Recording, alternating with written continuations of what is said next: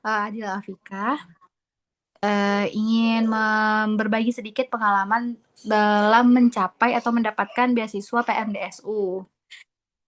Sebelumnya tadi saya sudah punya PPT ya, yang di-share ke panitia. Mungkin minta tolong kepada panitia untuk share screen kan, karena ini agak terbatas ya ininya. Oke.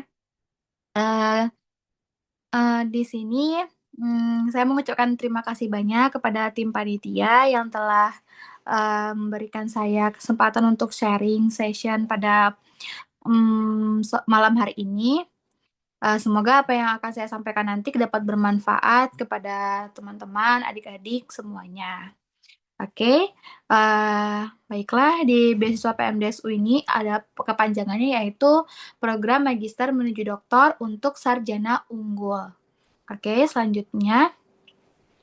Nah, beasiswa PMDSU ini kita bisa akses ya di website PMDSU itu https://pmdsu.id. Nah, ini beasiswanya itu dari Kementerian Pendidikan Tinggi, Sains dan Teknologi.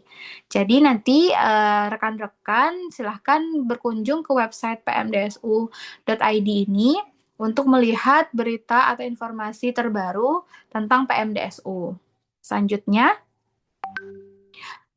Hmm, pada saat ini ya sampai batch 10 ya tahun ini itu ada ini perhitungannya sampai batch 9 itu ada 1.728 award PMDSU dari batch 1 sampai batch 9 dengan jumlah publikasi sebanyak 2.893 dan total promotornya 1.316 promotor serta penyelenggara perguruan tingginya ada 28 perguruan tinggi se-Indonesia dan jumlah lulusannya itu baru 877 ya.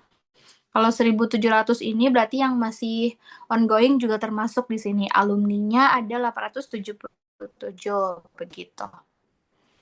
Selanjutnya, selanjutnya terkait tentang PMDSU sekilas itu uh, ada ya pada saat masih namanya Menteri Pendidikan Kebudayaan Riset dan Teknologi ya. Nah, itu ada pada peraturan nomor 13 tahun 2022 tentang rencana strategis Kementerian Pendidikan dan Kebudayaan tahun 2020 sampai 2024 tentang peningkatan dosen berkualitas atau berkualifikasi S3. Nah, jadi tujuan utama dari adanya PMDSU ini yaitu adalah terbentuknya kualitas dosen yang lebih baik karena biasanya yang kita tahu dosen memang sudah bisa dari gelar S2. Cuma di sini kementerian mengharapkan lulusan doktor untuk mengisi kekosongan dari dosen yang S3 begitu. Nah, jadi teman-teman atau rekan-rekan yang udah lulus S1 baru lulus atau 1 tahun sebelumnya lulus itu berkesempatan untuk menempuh pendidikan magister menuju doktor untuk sarjana unggul. Nah, namun perlu dicatat bahwasanya di sini tidak ada perjanjian kerja ya, tidak ada kewajiban pasti kita akan menjadi dosen di perguruan A, di perguruan tinggi B itu tidak ada. Ya, ini hanya tujuan dari PMDSU itu sendiri. Nanti semuanya kembali kepada kita di akhir. Apakah kita ingin menjadi dosen, apakah kita ingin menjadi peneliti, atau wirausahawan, dan lain-lain ya. Selanjutnya, karakteristik beasiswa PMDSU ini, yang pertama kita itu sekolah selama 4 tahun ya. Di situ S2 dan S3 sekaligus selama 4 tahun. Uh, Terus kita diberikan mahasiswa yang memulai perkuliahan pada semester gasal ya, diberikan waktunya itu dari gasal dari semester 1, kemudian studi S2 langsung lanjut S3 dengan syarat memenuhi kualifikasi selama menempuh studi S2. Jadi dari perguruan tinggi yang bekerja sama dengan kementerian ya terkait beasiswa PMDSU ini, ada perguruan tinggi yang memberikan gelar S2 kepada mahasiswa dan ada juga yang tidak memberikan gelar S2-nya. Nah, ini tergantung kepada perguruan tinggi yang menyelenggarakan beasiswa ini. Nah, misalnya ya yang kita tahu dari Universitas Gadjah Mada itu tidak memberikan mahasiswanya gelar S2 langsung gelar S3. Nah, mereka akan melakukan ujian kualifikasi dulu. Artinya mereka dinyatakan bisa lanjut S3 atau tidak Kalau misalnya bisa dilanjutkan, tapi kalau tidak bisa, maka mereka hanya menyelesaikan sampai tahap magister gitu. Nah, namun juga ada, kampus yang juga pasti memberikan S2-nya juga nanti baru diberikan S3 gitu. Nah, itu nanti, tergantung dari perguruan tinggi masing-masing. Kemudian tidak diberikan kepada mereka yang sedang menerima beasiswa yang bersumber dari dana pemerintah Republik Indonesia. Jadi nggak bisa yang udah ongoing terus kemudian nanti daftar PMDSU, nah itu tidak bisa ya. Kemudian dituntut untuk dapat menghasilkan minimal 2 buah publikasi hasil riset di jurnal internasional bereputasi sebagai first author selama menjalankan studi. Jadi selama 4 tahun kita diminta punya 2 publikasi internasional bereputasi, sehingga kita bisa mendapatkan gelar doktor tadi. Kemudian, beasiswa disalurkan melalui perguruan tinggi penyelenggara PMDSU. Jadi nanti beasiswanya itu tidak langsung ke rekening kita, seperti beasiswa lain ya, yang kita tahu misalnya LPDP itu langsung ke kita. Nah, tapi kalau beasiswa PMDSU itu melalui perguruan tinggi. Nanti perguruan tinggi yang akan memberikan kepada mahasiswanya. Gitu. Oke, selanjutnya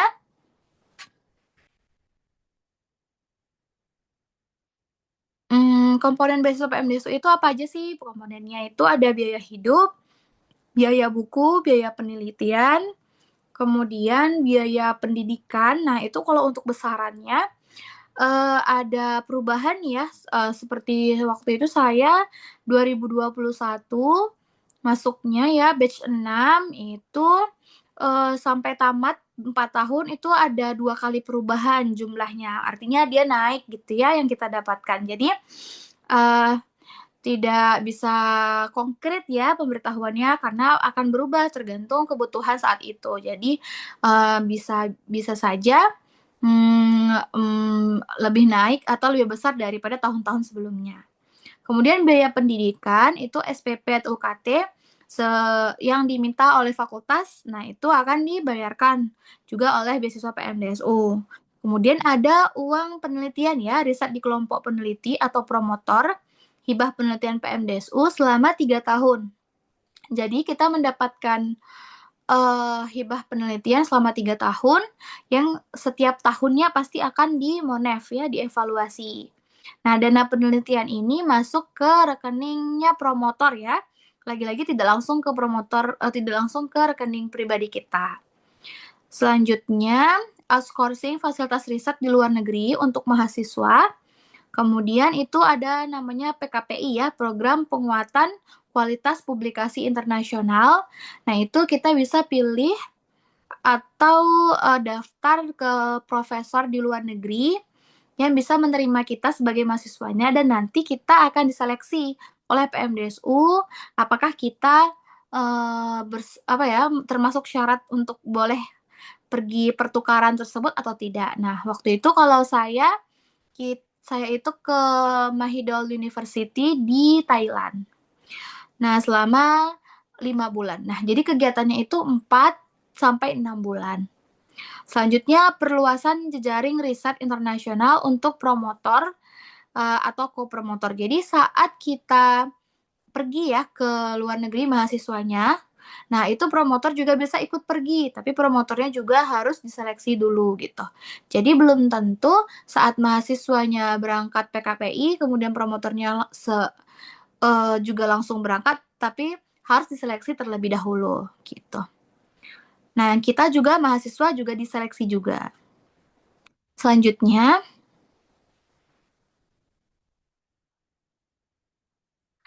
persyaratan pelamar beasiswa PMDSU. Nah, sebenarnya kalau untuk nanya persyaratan nih banyak banget yang nanya persyaratannya apa. Nah, persyaratannya itu sangat umum ya, tidak susah ya bisa dibilang.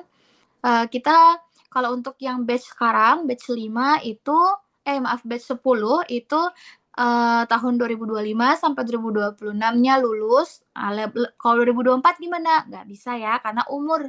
Nah, sulitnya di beasiswa PMDSU ini karena adanya batasan umur atau batasan ini malah usia pada saat mendaftar tidak lebih dari 25 ya. Nah, kalau dulu waktu saya itu tidak lebih dari 24 tahun umurnya. Nah, jadi ini udah lebih ditoleransi gitu ya oleh pihak PMDSU-nya. Nah, kemudian ada syarat IPK.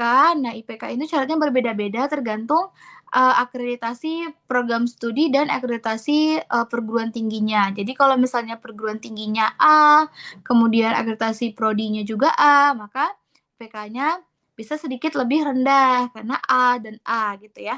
Nah, ini nanti bisa dipahami. Selanjutnya kita disuruh buat surat rekomendasi dari pembimbing S1, kemudian kita harus, punya surat keterangan bebas narkoba, sehat jasmani, rohani, gitu ya, tidak sedang menerima beasiswa lain, warga negara Indonesia, kemudian kita bersedia mengikuti pendidikan pascasarjana selama 4 tahun, nanti tinggal dikasih materai, ada surat pernyataannya, kemudian tidak melakukan ikatan kontrak kerja selama menerima beasiswa PMDSU, jadi nggak boleh kerja. Kemudian hanya boleh mendaftar kepada satu perguruan tinggi dan satu promotor saja. Nah, itu kan syaratnya tidak sulit gitu ya dibanding beasiswa-beasiswa lain. Oke, selanjutnya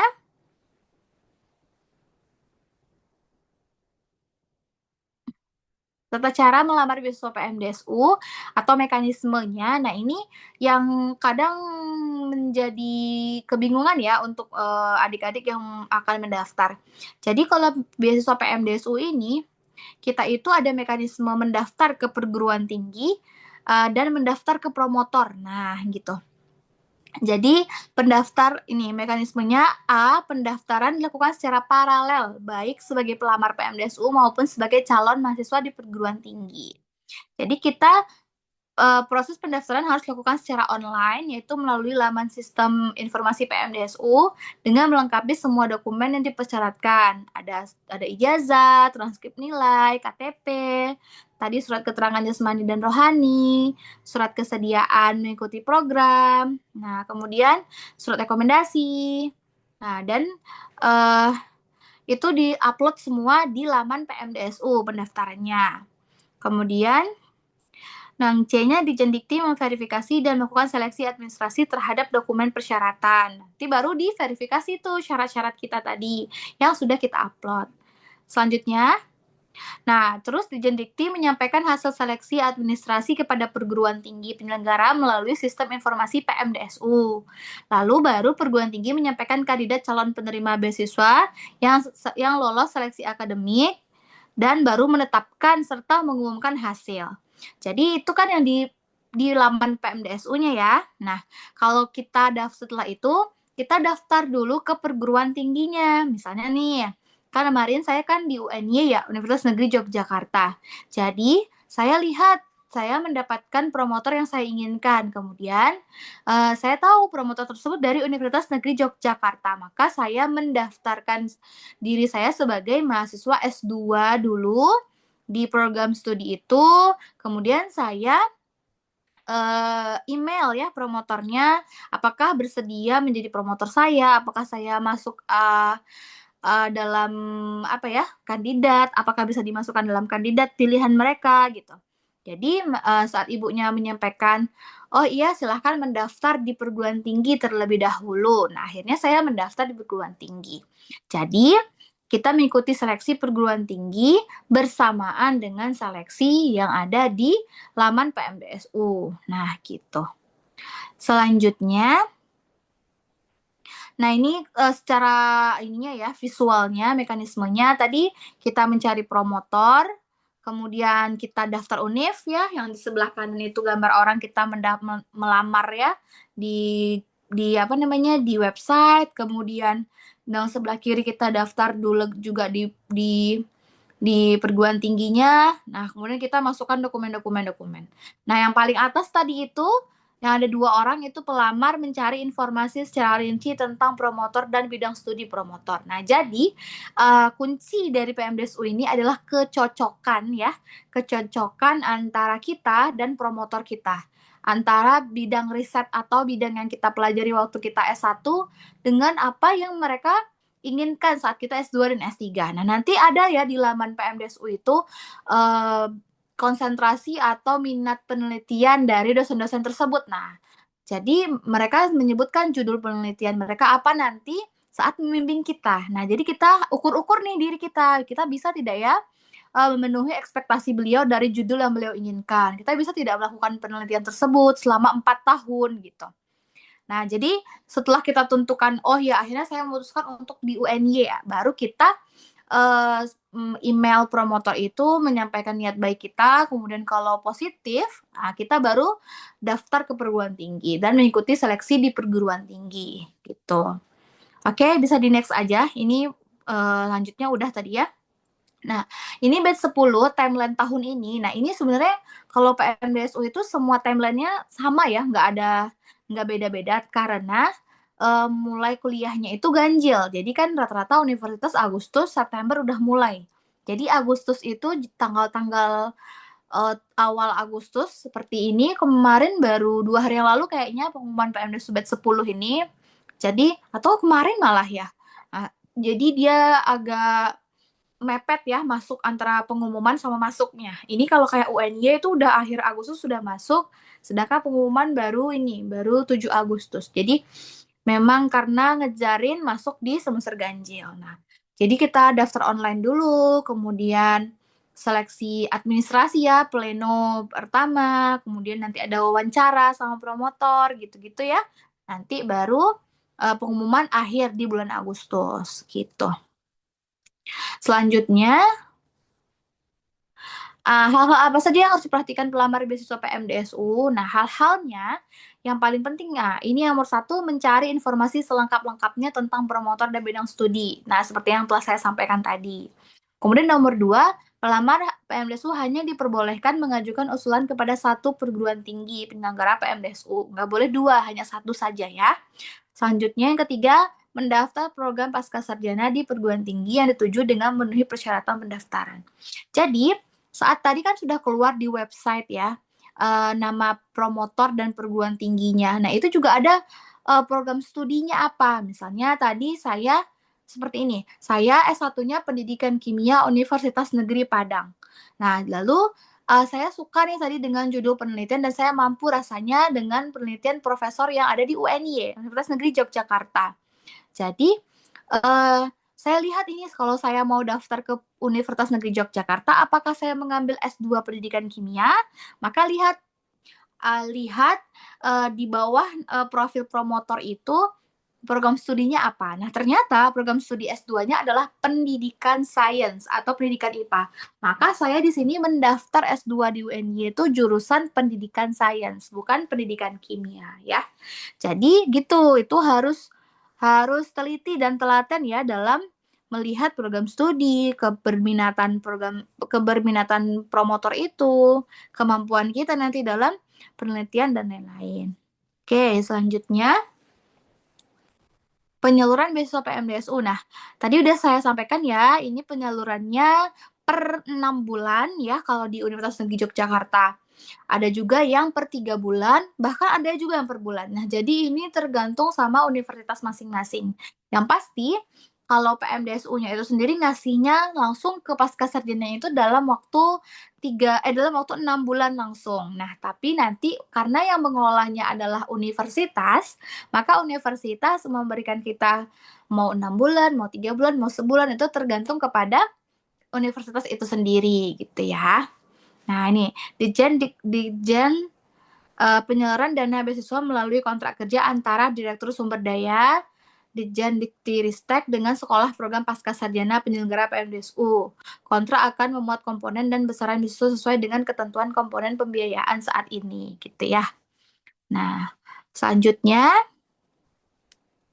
cara menghubungi promotor. Nah, ini yang paling penting ya. Jadi, sistem PMDSU ini mungkin mirip ya sama gimana cara kerja di luar negeri gitu ya. Jadi, kita mencari promotor terlebih dahulu, baru mencari universitasnya gitu. Atau kita lihat promotor ini adanya di universitasnya apa kayak gitu.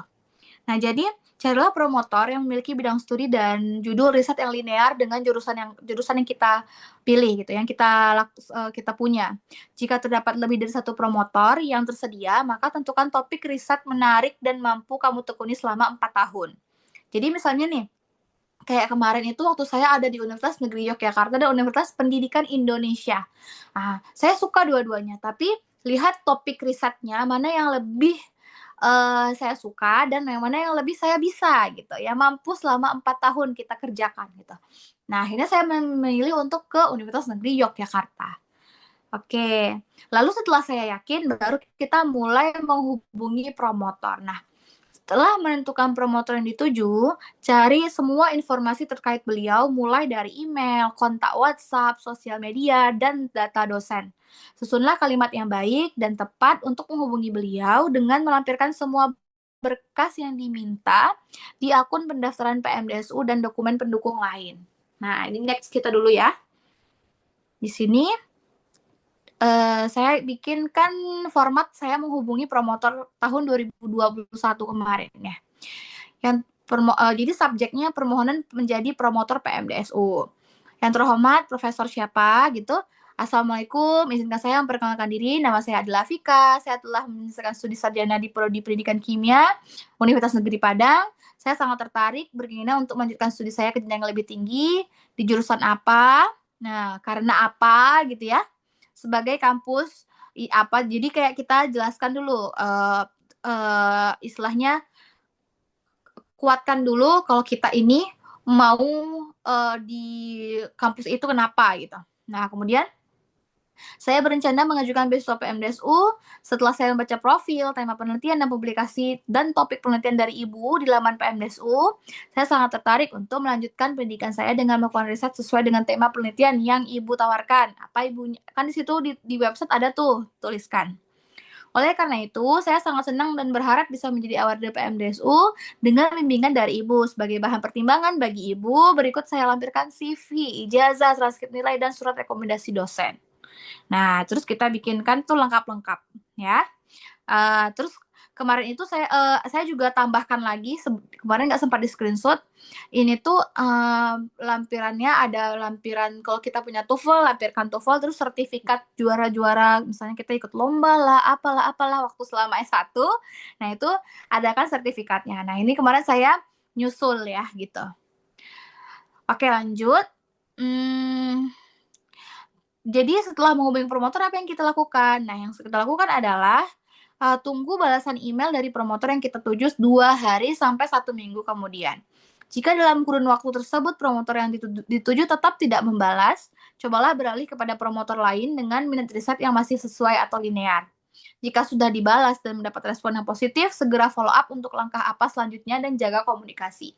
Jadi, waktu itu saya dibalas sama ibunya beberapa hari, mungkin sekitar 3-4 hari kemudian, dan beliau mengatakan silahkan mendaftar ke perguruan tinggi gitu. Nah, maka saya merasa saya mendapatkan lampu hijau gitu ya, dibolehkan nih sama ibunya. Akhirnya saya daftar perguruan tinggi itu. Nah, saya mendapatkan cerita ya dari teman-teman yang lain bahwasanya ternyata mereka menghubungi beberapa promotor dalam waktu sekaligus ya. Nah, kemudian di sini terjadi suatu hal yang tidak enak. Misalnya gini, Universitas Negeri Yogyakarta di sini ada 2 promotor yang dia hubungi langsung, dan promotor itu saling ini ya, saling berdiskusi, saling bercengkrama. Akhirnya sama-sama tahu bahwasannya si A melamar ke ibu ini dan si B dan si A itu juga melamar ke ibu yang ini. Jadi langsung kena blacklist ya, nggak akan diterima kalau kayak gitu. Jadi artinya kita kalau mau ke beberapa promotor, jangan di promotor yang satu universitas. Misalnya, nah tadi kan saya di Universitas Negeri Jakarta, bolehlah email ke UPI, boleh. Jangan kalau Universitas Negeri Jakartanya email ke semua promotor yang ada di sana karena cocok sama riset saya, nggak boleh gitu ya. Karena itu kejadian di teman-teman yang lain, karena mereka meng-email semua yang ada di universitas tersebut yang jurusan kimianya itu. Nah, itu nggak boleh. Kemudian ada juga yang kayak case-nya seperti ini, teman-teman itu ada yang disampaikan saat mereka meng-email, bilangnya, "Mohon maaf, saya sudah punya kandidat lain." Nah, itu bagus ya, promotor saya menilai itu adalah sesuatu yang baik ya, promotor seperti itu, karena tidak memberikan harapan ya kepada mahasiswanya yang bertanya itu, dan akhirnya mahasiswa tersebut bisa mencari promotor lain ya, yang akan menerima mereka gitu. Jadi, tidak melulu dibolehkan, "Oh silakan mendaftar ke perguruan tinggi," tidak selalu seperti itu. Ada juga yang, disampaikan, "Saya sudah punya kandidat," ada juga yang memang disampaikan, eee, "Mohon maaf saya tidak menerima," dan lain-lain. Jadi, siapkan diri, untuk menerima jawaban dari promotor tersebut. Selanjutnya, di saat yang bersamaan dengan mengantongi balasan promotor yang positif, lakukan pendaftaran di perguruan tinggi asal promotor. Nah, kan udah diiyain nih, positif kan, oh ya oke, diiyain ini maksudnya bukan berarti kita yang lulus ya, bukan ya.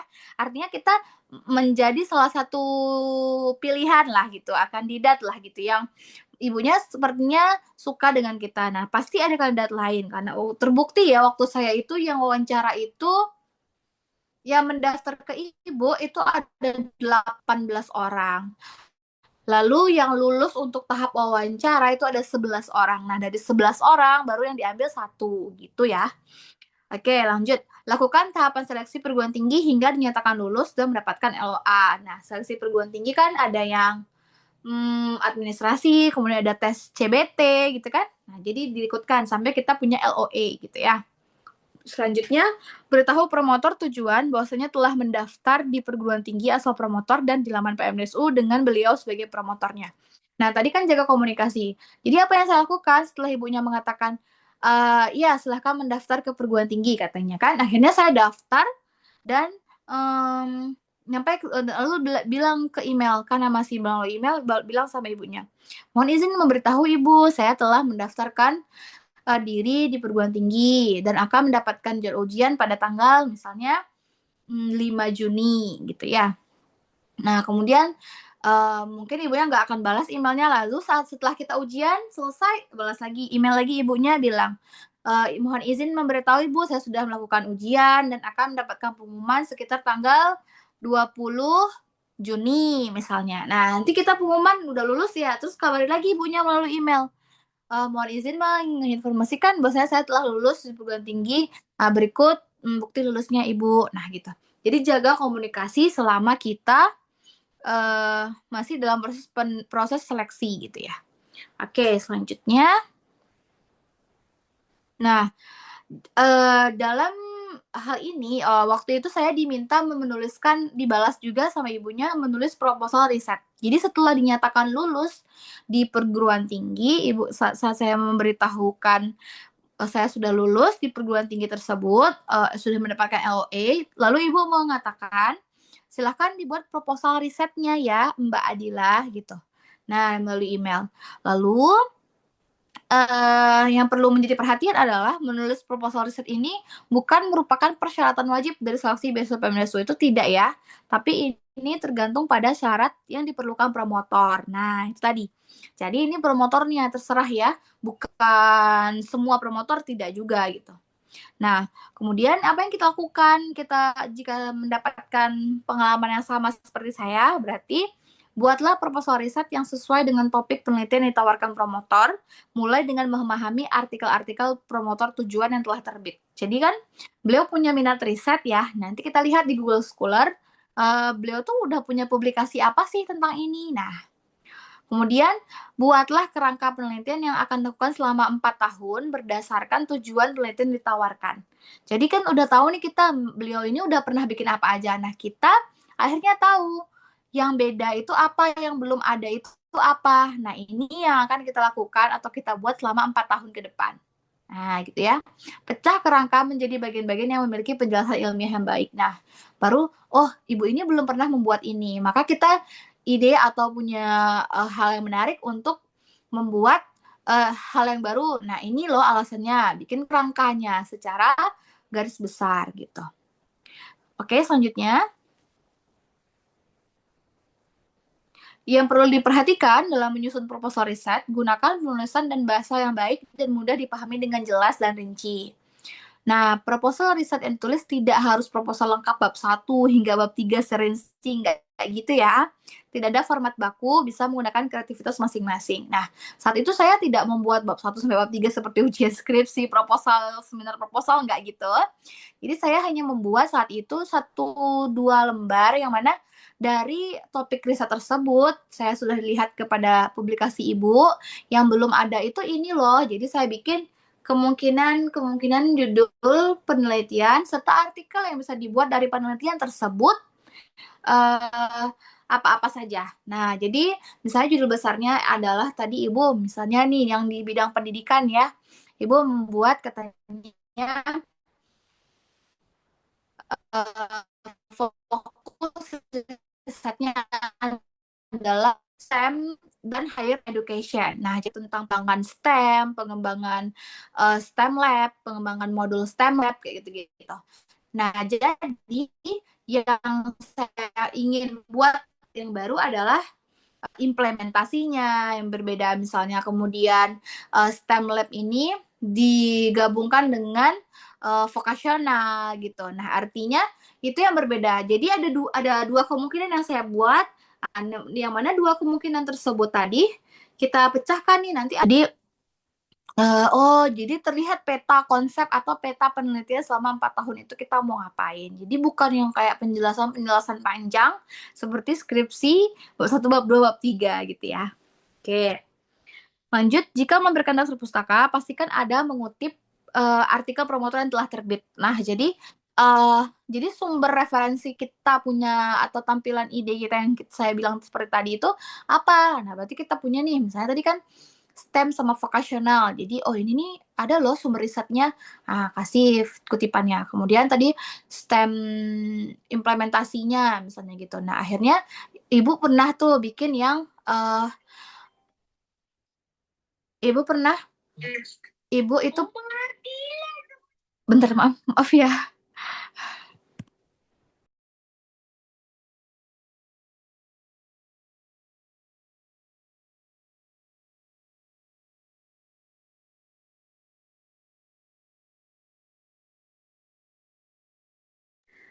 Kita lanjut. Nah, jadi nanti juga waktu itu tambahkan kutipan referensi dari artikel ibunya. Nah, jadi di sini kelihatan bahwasanya kita sudah menelitik karya-karya ibu gitu atau profesornya. Oke, lanjut. Nah, ya ini ya yang perlu diingat tahapannya, kita administrasi di laman PMDSU, di website PMDSU, kemudian kita daftar di perguruan tinggi, setelah itu ada pengumuman pendaftaran perguruan tinggi administrasi juga, baru kita tahap wawancara. Nah, wawancara itu tidak semua juga promotor yang kasih wawancara. Nah, karena pengalaman dari beberapa teman juga ada yang nggak pakai wawancara. Mereka justru ada yang hanya dimintain kayak tadi proposal riset, lalu nanti dosen atau promotor tersebut hanya melihat dari proposal riset tersebut. Karena ya kita sama-sama tahu kan nanti profesor itu sibuk, nggak sempat wawancara, apalagi kalau yang diwawancarai banyak gitu ya. Jadi beliau-beliau itu hanya melihat dari CV kita, kemudian melihat dari bagaimana cara kita menjelaskan proposal riset yang mau kita buat, kemudian cara kita menghubungi mereka. Nah, sehingga mereka tidak punya waktu misalnya untuk mewawancarai kita. Jadi dimaksimalkan dalam setiap prosesnya, memberikan yang terbaik gitu. CV kita baik, kemudian data diri kita lengkap. Jadi nggak perlu ada pertanyaan lagi, jadi nggak perlu ada wawancara lagi. Misalnya kita di CV kan menjelaskan tentang, oh saya pernah ikut lomba PIMNAS, saya pernah jadi juara PIMNAS, pernah juara esai, juara karya tulis ilmiah gitu-gitu. Nah, itu berarti ibunya udah melihat bahwasanya kita ini termasuk orang yang gigih misalnya, kemudian punya pengalaman di bidang penelitian atau punya pengalaman di publikasi. Meskipun publikasi kita waktu S1 ya pasti hanya Sinta 4, Sinta 3 gitu ya. Jadi nggak harus Scopus, enggak. Nah, jadi kalau misalnya itu udah ada, saya rasa peluang untuk jadi awardnya itu lebih besar gitu. Oke, lanjut. Nah, poin penting dalam wawancara kalau misalnya kita nanti dapat promotor yang mau wawancara, nah ini kita sama-sama tahu ya di wawancara apapun, nah itu ada gaya dan gestur tubuh. Kemudian kita perlu ketepatan menjawab pertanyaan, jawabnya padat-padat, singkat padat aja ya, nggak perlu panjang-panjang. Karena waktu itu pengalaman saya ditanya, coba kamu ceritakan pengalaman skripsi S1 kamu. Kemudian langsung ceritakan, "Ya, saya skripsi membuat ini membuat ini." Kemudian coba, sebutkan, apa, karya tulis yang pernah kamu buat. Nah, sebutkan gitu-gitu. Jadi, jelaskan sedikit. Nah, gitu. Jadi nggak perlu, jawaban-jawaban panjang. Oke.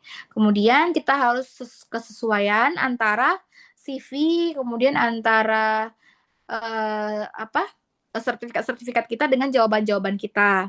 Kemudian ada dari intonasi bicara, terus penampilan. Jadi, meskipun kita di Zoom, kita kelihatan cukup siap, baik, dan, terlihat serius gitu dalam menghadapi, sesi wawancara tersebut. Oke, selanjutnya, tips dan trik lainnya apa? Nah, jadi karena kita tadi dimintai bikin proposal, maka kuasai proposal tersebut ya kan. Jadi kita, saat disuruh presentasi singkat proposal bisa menjelaskan dengan singkat dan baik karena kita udah kuasai. Kemudian dapat menjelaskan penelitian skripsi yang telah dibuat saat S1 atau penelitian lain dengan baik. Ketahui penelitian apa saja atau metode apa yang dapat dilakukan dengan topik yang ditawarkan. Nah, jadi waktu itu saya dapat pertanyaan menarik yang tidak disiapkan ya sama sekali waktu itu. Jadi Ibu bertanya, dari dari judul ini, metode penelitian apa yang bisa kita gunakan, Adila? Gitu. Apa saja yang bisa kita gunakan. Nah, maka kita harus belajar sedikit-sedikit tentang metode penelitian untuk menjawab pertanyaan tersebut. Oh, ya kita bisa menggunakan metode penelitian R&D, metode penelitian kualitatif, SEM PLS, SEM AMOS, gitu-gitu ya. Jadi, ini kemarin mungkin ibunya random aja nanya, tapi alhamdulillah terjawab. Jadi gitu, kita harus siapkan pertanyaan yang tidak terduga. Oke, lanjut. Nah, kenali kampus tujuan dan arah risetnya. Jadi, saat saya memilih Universitas Negeri Yogyakarta tadi daripada Universitas Pendidikan Indonesia, itu alasannya selain promotornya dan topik risetnya, kita tahu nih, kampus kita, oh di Universitas Yogyakarta, itu di Jogja. Kalau Universitas Pendidikan Indonesia itu di Bandung. Oh, ini positifnya Jogja, ini negatifnya Jogja, ini positifnya Bandung, ini negatifnya Bandung. Kemudian saya tak lihat-lihat di judul-judul di internet itu apa saja sih disertasi atau tesis mahasiswa-mahasiswa UPI, tesis disertasi mahasiswa-mahasiswa UNY. Nah, dari judul-judul tersebut saya rasanya lebih suka dengan arah riset dari Universitas Negeri Yogyakarta. Karena kelihatan tuh saat kita melihat judul-judulnya disertasi-disertasi itu, oh kalau di disertasi yang UNY seperti ini, disertasi di UPI seperti ini. Nah, yang saya rasa saya bisa atau saya suka itu ada di UNY. Maka saya pilih UNY juga. Nah, gitu. Kemudian, buatlah promotor merasa bahwa kamu telah banyak mengenalnya dan bersungguh-sungguh menginginkan beasiswa PMDSU. Nah, tadi jalin komunikasi, follow up, kayak gitu ya. Nah, itu membuat mereka merasa terlibatkan dengan proses kita gitu. Sudah memiliki perencanaan studi yang matang selama menjadi mahasiswa PMDSU dan setelahnya. Nah, jadi di wawancara itu saya ditanya, "Kamu nanti mau ngapain aja nih selama 4 tahun?" Kan lama tuh. Nah, jadi kita bisa menjelaskan, "Ya, saya punya rencana, saya akan seperti ini seperti ini seperti ini," gitu. Di luar dari kegiatan perkuliahan, saya ingin, ikut penelitian pengabdian masyarakat Ibu, misalnya seperti itu ya. Oke, selanjutnya, sudah. Jika ada pertanyaan yang nanti nggak bisa terjawab di kolom komentar atau di sesi pertanyaan, bisa di-email ya ke email dan nomor WhatsApp ini dan bisa juga di DM di IG. Oke, sudah dikembalikan lagi kepada Sakinah tadi ya. Assalamualaikum warahmatullahi wabarakatuh. Waalaikumsalam warahmatullahi wabarakatuh. Kalau materi yang sangat bermanfaat ya, sangat insightful bagi kita semua. Buat teman-teman yang ingin bertanya bisa raise hand atau di fitur kolom chat atau langsung mau bersuara juga bisa.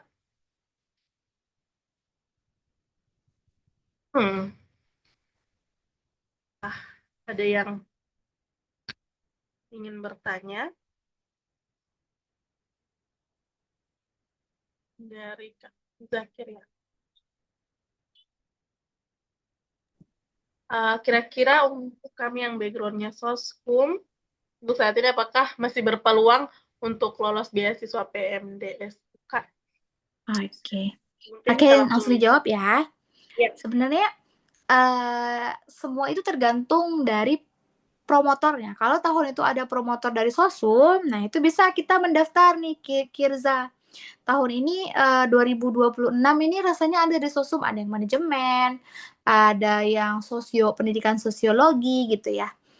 Tahun kakak dulu 2021 itu ada yang jurusan ekonomi, manajemen, dan pendidikan sosiologi. Jadi itu tergantung promotornya. Nah, promotornya tersedia nih. Makanya tadi begitu informasi pembukaan, pendaftaran beasiswa PMDSU, misalnya tahun depan ya, batch 11. Langsung kita cari nih perguruan tinggi dan promotor-promotornya apa. Ada nggak yang jurusan kita? Kalau ada, alhamdulillah kita coba hubungi promotornya. Kalau tidak ada, berarti ya belum rezeki kita. Nah, jadi yang perlu teman-teman tahu, beasiswa PMDSU ini yang diseleksi bukan mahasiswanya aja, tapi juga perguruan tingginya dan juga promotornya. Jadi ini kan bulan apa ini? Bulan Agustus. Nanti di Oktober, kalau misalnya ada beasiswa tahun depan, di Oktober itu perguruan tinggi diseleksi dulu. Nanti di Januari atau Februari baru promotornya. Nah, baru di bulan Mei kita mahasiswanya. Jadi panjang ya prosesnya. Dan tidak setiap tahun ada, kayak UNY 2021 kan di kakak 2000 ada lagi itu di 2024. Nah, kemudian ada lagi nih 2026. Jadi nggak selalu lulus tuh si UNY gitu ya. Jadi begitu juga dengan kampus lain ya. Tapi biasanya yang selalu lulus itu ada ITB, UI, UGM itu selalu ada ya di PMDSU. Nah, tapi kayak Universitas 11 Maret karena kampus-kampus pendidikan ya kayak Universitas Negeri Yogyakarta, Universitas 11 Maret, Pendidikan Indonesia, Universitas Negeri Semarang itu baru bergabung di batch 6. Jadi mereka muncul terus nggak muncul, muncul nggak muncul gitu-gitu. Jadi semuanya memang rezeki ya. Ternyata jurusan kita ada gitu. Ini waktu kakak pertama kali ada jurusan pendidikan di batch itu. Nah, kalau enggak ya berarti harus lintas dong dari pendidikan kimia ke kimia murni. Bisa juga ada ya juga yang sanggup seperti itu ada juga. Gitu ya. Oke. Semoga bisa menjawab ya, Kirza.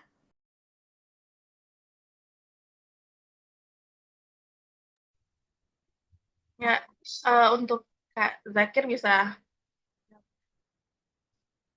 mungkin ada yang mau bertanya lagi. Oh, saya boleh bertanya, Kak. Oh iya iya, silahkan.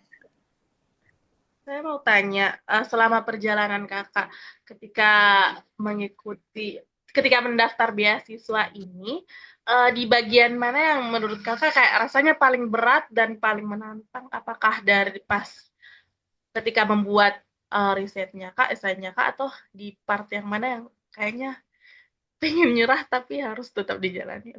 Oh iya, oke. Sebenarnya iya benar di waktu diminta buat proposal riset, nah itu tuh kita kayak langsung hah gitu ya karena tapi uh, menjadi tidak sulit karena waktu itu Kak Adila itu di waktu S1 di di organisasi Pusat Pengembangan Ilmiah dan Penelitian Mahasiswa. Jadi udah lumayan tahu nih tentang penelitian gitu. Mungkin beruntungnya di sana ya. Jadi ini kalau ini adik-adik ini udah pada tamat atau belum ya?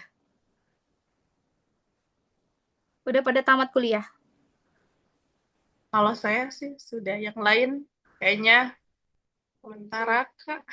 Oke, iya sebenarnya kalau ditanya itu PMDSU ya harusnya itu sudah dipersiapkan ya dari sebelum lulus. Nah itu karena eh, harus punya pengetahuan awal gitu ya. Dituntutnya pengetahuan awal tentang penelitian itu sudah harus ada. Maka kalau misalnya belum ada tuh kasihan sekali gitu ya. Jadi susah pasti untuk menyesuaikan sekolahnya gitu karena mata kuliahnya dipadatkan karena S2, S3 dalam 4 tahun dipadetin, belum harus belajar mandiri dan lain-lain. Jadi beruntungnya waktu itu kakak sudah punya pengetahuan awal ya, ini bukan bisa, tapi sudah punya informasi awal, udah terpapar gitu ya tentang penelitian dan lain-lain itu dari organisasi. Jadi itu yang ngebantu akhirnya waktu itu ya tinggal memahami, lihat-lihat Google Scholar-nya Ibu, oh kira-kira kayak gini-gini, terus nanti karena kita punya mentor waktu di organisasi, minta tolong kakaknya lihatkan, kira-kira ini penelitiannya gini bisa, nah gitu gitu. Nah jadi mungkin yang kalau ditanya pesan ya untuk pendaftaran PMDSU itu pesannya disiapkan sedari kita S1 karena juga kalau ditanya publikasinya apa ya, nggak mungkin kita baru nulis sudah tamat gitu kan. Nah jadi itu disiapkan di semester ya 6, 7, 8 lah waktu kalau kita kuliah S1 dulu gitu. Jadi itu sulit sih menurut Kak Dila waktu itu. Cuman alhamdulillahnya bisa diselesaikan karena punya pengalaman dan pengetahuan dasar gitu. Gitu ya Sakinah. Baik, dari teman-teman lain, apakah masih ada yang ingin ditanyakan?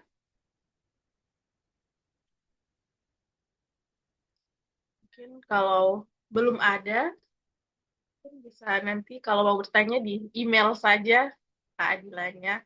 Mungkin sebelum masuk penutup,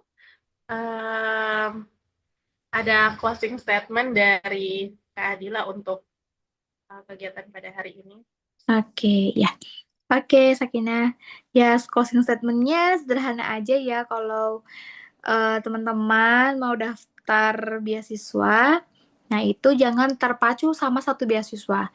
Jadi bisa kita coba semua kesempatan yang ada saat itu. Misalnya nih di terdekat nih ada beasiswa LPDP, kemudian ada beasiswa PMDSU. Ya apa saja kita coba semuanya. Coba semuanya, yang mana yang menjadi rezeki kita pertama kali itulah punya kita. Jadi lulus beasiswa LPDP, oh ya udah beasiswa LPDP-nya yang dilanjutkan. Misalnya, aduh belum lagi PMDSU-nya keluar gitu, atau belum ikut wawancara. Tapi kan yang datang pertama kali ke kita udah LPDP, berarti udah nggak usah dilanjutkan lagi wawancaranya. Karena nanti kalau lulus galau lagi, gitu ya. Jadi artinya merasa cukup lah dengan apa yang udah kita punya. Jadi ya udah nanti daftar, fokus, ikut pasang banyak jaring boleh gitu ya kayak tadi mau daftar apa, oh nanti ada CPNS, daftar CPNS boleh, mau daftar ini, mau daftar ini boleh, atau beasiswa luar negeri Malaysia, Thailand gitu-gitu boleh, asalkan nanti setelah lulus ambil yang pertama kali kita dapati gitu aja. Dan fokus kalau mau daftar beasiswa itu fokus dan jangan terpaku pada komponen beasiswanya. Oke, mungkin itu aja ya closing statement dari Kak Adila. Semangat ya teman-teman di sini semuanya sebagai awarde PMDSU. Secara ini PMDSU itu baik ya dan sangat menjanjikan dan sangat memberikan kita peluang luas ya meskipun hanya selama 4 tahun di dalam negeri tapi memberikan kesempatan kepada mahasiswa untuk keluar negeri selama 4 sampai 6 bulan gitu. Jadi ya berbagai pertimbangan ya mungkin kemarin itu juga ada teman-teman yang lulus LPDP, kemudian mau kuliah ke luar negeri, maka dia nggak jadi PMDSU-nya, gitu juga ada. Jadi ukur kapasitas diri kita dan apa yang kita butuhkan sih sebenarnya gitu. Itu aja dari Adila. Terima kasih atas kesempatannya untuk sharingnya ya adik-adik. Assalamualaikum warahmatullahi wabarakatuh. Waalaikumsalam warahmatullahi wabarakatuh. Waalaikumsalam warahmatullahi wabarakatuh. Waalaikumsalam warahmatullahi wabarakatuh. Kak Adila, mungkin selanjutnya penyerahan sertifikat ya, ada sertifikat dari tadi First dan Space. Ya, mohon izin saya prinsip ya.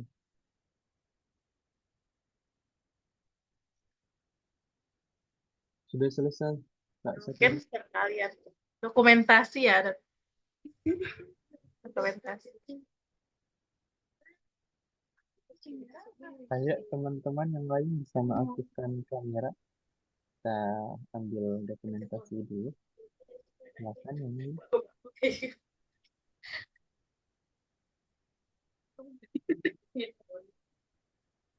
Oke, saya hitung ya. 1, 2, 3. Sekali lagi ulang aktif. Sekali lagi. 1, 2, 3. Oke, terima kasih Kak. Matur nuhun Mbak Adila. Nggih, Mbak Rani. Makasih nggih sudah ngajak Adila ke sini. Semoga sukses terus untuk study first. Amin, amin. Jazakillah khair, Amin. Mbak. Nggih. Izin live nggih. Assalamualaikum. Waalaikumsalam warahmatullahi Salam. wabarakatuh. Terima kasih sebanyak Kak Adila. Wabarakatuh. Makasih. Waalaikumsalam. Kak.